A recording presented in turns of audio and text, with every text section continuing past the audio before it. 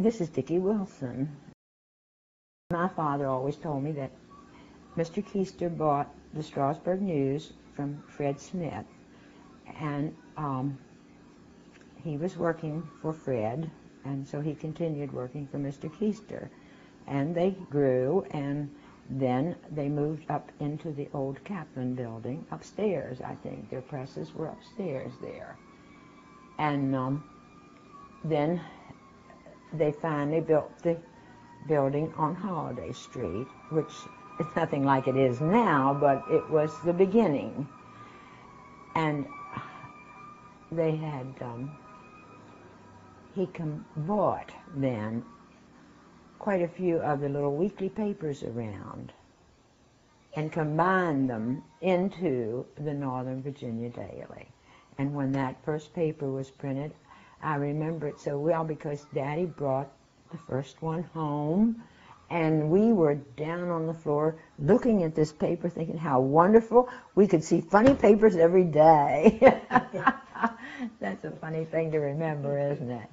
But we were just kids then. So then things started going down, down, down, and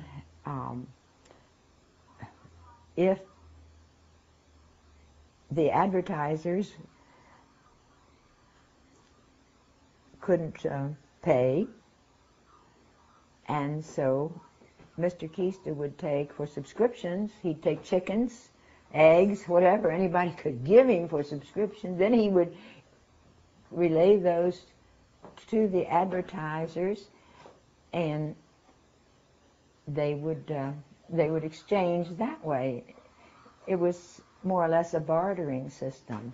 And then it got so bad that there was nothing, and that's when he devised this method of script. And he would pay them in script. Walter Cooley was treasurer then, and they devised this plan, and they'd pay the employees what they could. It wasn't their full salaries or anything, but it did enable them to help pay their rent and help buy groceries and things like that. But it wasn't enough to sustain a family. Everybody did everything they could to help Mr. Keister to keep that paper alive. They didn't want to see it go under. And they did everything they could. And another person that was very helpful to him was Mr. Hinkins, George Hinkins, Sr.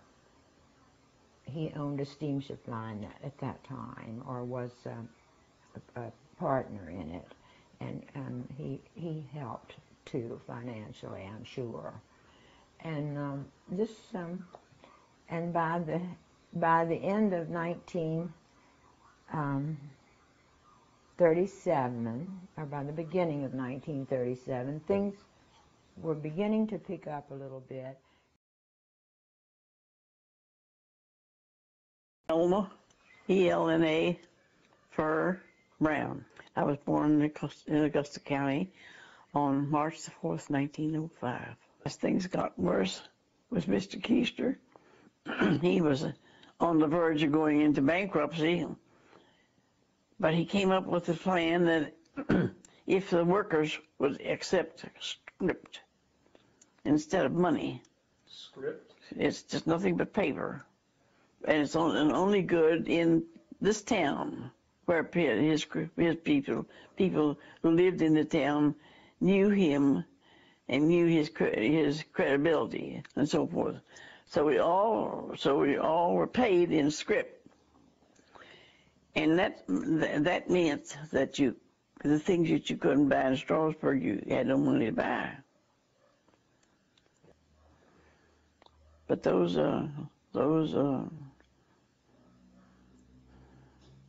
days, it was tough.